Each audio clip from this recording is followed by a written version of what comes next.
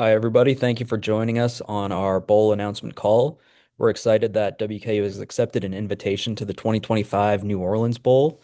We'll kick things off with opening statements from WKU Director of Athletics Todd Stewart and WKU football head coach Tyson Helton, and then we'll jump into questions. Todd, you want to start us off? Sure, thank you, and thanks everybody for joining us, and congratulations to Tyson and our coaching staff and our players. This is something that we never take for granted. It's an honor to be playing in postseason play, and this team has earned it. I mean, to go 8-4 with the schedule that we played, this hasn't really been talked about a whole lot, but all six road games that we played this year were against bowl eligible teams, and we won three of those. So, you played Toledo and LSU on the road in addition to our conference opponents that we played on the road to get through that and be 8-4. This group certainly deserves another bowl game, and I'm very happy for everyone that they have one. Uh, Coach, would you like to open it up with a statement? Yeah, just to follow up with Todd, really excited to get back to the New Orleans Bowl. Had a great experience here a couple years ago. They do a fantastic job, and we get to play against a great opponent in Southern Miss, and just really excited again for the opportunity. Like Todd said, we don't take this lightly. It's something we take a lot of pride in, and looking forward to a great matchup against a really good opponent in Southern Miss, and enjoying all the bowl festivities that New Orleans offers. Awesome. We will now jump into questions from the local media. Cole, I see you have the hand raised. Would you like to start us off? Sure. I guess for both Tyson and Todd, for both of you guys, this is your second trip in 4 seasons to New Orleans. Of course, taking down Southern Alabama a couple of years ago. Just take me through, what you like about this destination and what you're hoping to get out of this matchup. Todd, you want to start?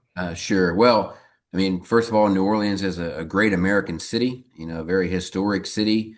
The Superdome is a very historic venue. I mean, there have been incredible number of events, both in athletics and outside of athletics at the Superdome. So we had a wonderful experience when we were there in 2022, and certainly hope to replicate that this time. But there's a lot of bowl games, a lot of bowl sites, but New Orleans is a special one, and so for us to be able to be there twice now in a 4 year period is a good thing. Again, I feel the same way. What a vibrant city. What a great town, rich history, great location to have a bowl game. And the food is outstanding. Cannot wait to enjoy the food there. And the stadium is outstanding and had such a great experience last time in 2022 and against South Alabama. And so looking forward to just another great game. It's every day there is just is a great place to be and should be a great event.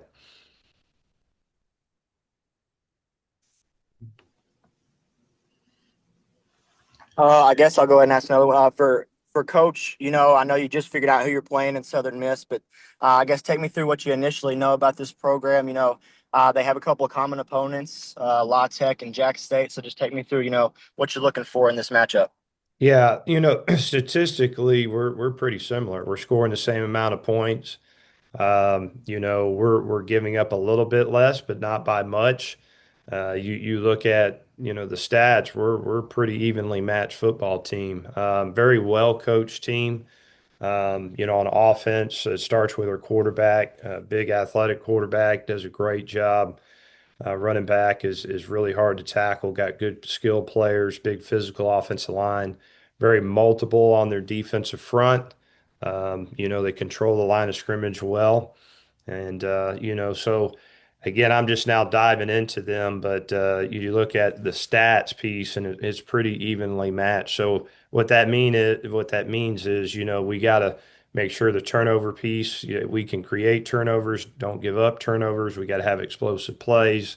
We got to find the end zone. So I'm looking forward to diving deeper into them, but initially they look like a really good football team. Todd, there's now been three schools that have turned down bids this cycle. As an athletic director, do you see this kind of something that's kind of a changing landscape? And how do you kind of feel like Western fits in this landscape now that we've had some significant programs in Power Four schools turn down bids this year. Yeah, well, I mean, in terms of the schools that turn down the bids, obviously every school they have to do what they feel is best, and um, but I think it's unfortunate, to be honest with you. I think it's a shame. I think there's far more good about the bowls than there are bad. They're not perfect, and there's no question that the amount of attention that's focused on the college football playoff has diminished some of the attention focused on every bowl game that's not in the playoff. But that doesn't mean they don't matter, and it just strikes me as odd that teams wouldn't play in one when you think about schools and their players. You've been together virtually every day for the last 6 months, and you have an opportunity to play one more game, with guys you've bonded with for the last 6 months. All these games are nationally televised, so it's terrific exposure for you and your program. You can end your season with a win. And I really feel like, the people who opt out of these, the players probably 10 years from now, they may regret it. Right now they probably don't, but they might down the line. But unfortunately, and this isn't really just athletics, this is kind of society at large. It just seems like now, but it's certainly part of athletics too, that like when we don't get our way, when things don't go the way we want them to, we either quit or we sue or we do both. And I don't know that that leads to a long-term good outcome. I think when things don't go your way, you bond together with the people that you've spent time with.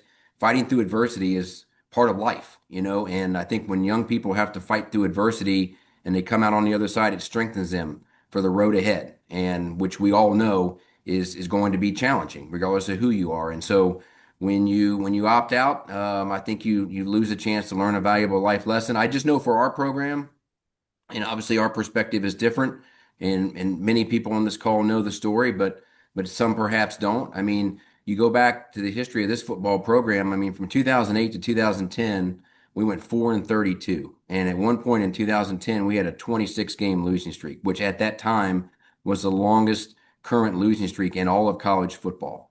But we had to fight our way out of that, and in 2011, we actually went 7-5 and were bowl eligible and didn't go to a bowl game. In 2013, we were 8-4 and beat Navy and Kentucky and didn't go to a bowl game because at that time we were in the Sun Belt Conference and the Sun Belt only had two bowl tie-ins, which was one of the reasons why we left to go to Conference USA. But now you fast forward to where we are, and I mean, this is a program that's been bowl eligible now 14 of the last 15 years. We've played in a bowl game 11 of the last 12, and to Tyson's credit, we've played in a bowl game 7 straight years. And so we, as a program, we've gone from a struggling program to one that had success but was snubbed to now one that is a regular postseason participant. And our program has been strengthened through all of that. And we're very proud of where we are and certainly very proud to be playing again this year in the postseason. Todd, can you just talk more about, you brought up the 7 straight seasons under Coach Helton. Just talk about the job he's done with this program to continually get them to the postseason, especially now in a day and age where you've got the transfer portal and you've got continually changing rosters, just the job that he's done year in and year out to get you guys to the postseason. Outstanding. I mean, it's never been harder to manage a roster in college athletics. It changes dramatically from year to year. It might change a lot with numbers. It might not change a lot with numbers, but it might change a lot with certain specific position groups, and you don't really know ahead of time. And so you always have to be adapting and adjusting on the fly with both your players and your coaching staff. And Tyson does a tremendous job of dealing with that year in and year out. We play a very difficult non-conference schedule, which I already talked about. And so to have the changes in the landscape, which are part of each year, to deal with that and yet to continually be winning, and winning 8 or more games now, 5 straight years, is a terrific accomplishment. I mean, obviously, you guys have touched on this New Orleans Bowl and the experience from your standpoint as a program. But how much do you take in consideration just what this kind of means for the fan base? Because I know, not just this year with LSU, there was a nice travel from Western fans that were able to get down there. But in the past, New Orleans has kind of been a destination place for the fan base when the Westerns have been down there. How much did that come into play with accepting this bid too? A destination that WKU fans have shown they're more than willing to travel to. I'll take that. It's really like you said, New Orleans is a great destination, so I know our fan base will be really excited to travel there. It's a great time of year right before Christmas, so what a better time of the year to go down there. Again, there's history there for us, which we've had great experiences there. And for our fan base more than anything, it's a celebration of a great season, and to be able to go down there, and we look at it as a championship mentality. We take tremendous pride here.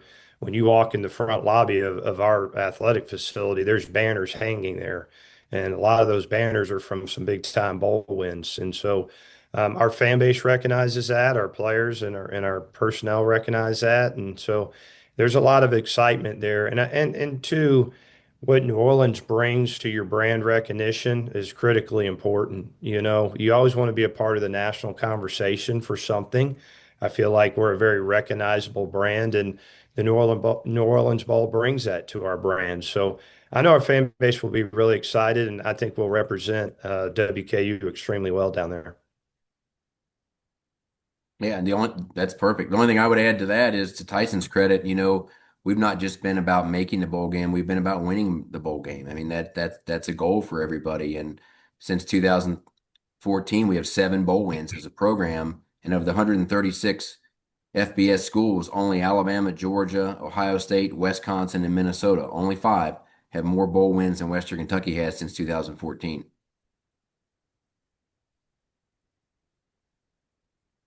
Are there any other questions for Todd or Coach Helton? Coach, one more question for you. You've got a couple of weeks now before you play this game. How much are you gonna, practice these guys? Is it kind of a lighter schedule since you have more time and just one last game, or what does that kind of look like as the stretch runs down? No, great question. We'll dive into them right away. We have finals this week, so I'll manage our players and our staff will manage through that. So it won't be just like a normal game week for us since we have a little more time. The academic piece, we want to make sure we're on top of that. But we'll get right back into as normal a schedule as possible. And then once we get through finals this coming week, we'll be back to our normal game week schedule. So, and in last week, we weren't happy. We're a bunch that likes routine, and we like to practice. We like the process. And so our guys last week didn't really know what to do with themselves. We didn't have a game to play, so I know everybody's anxious to get back on that field pretty quick. Awesome. Todd, Coach, thank you for taking your time to do this. To our media, thank you for joining us on the call today. We'll be sending out more information about credentials and media availabilities in the near future. Thank you.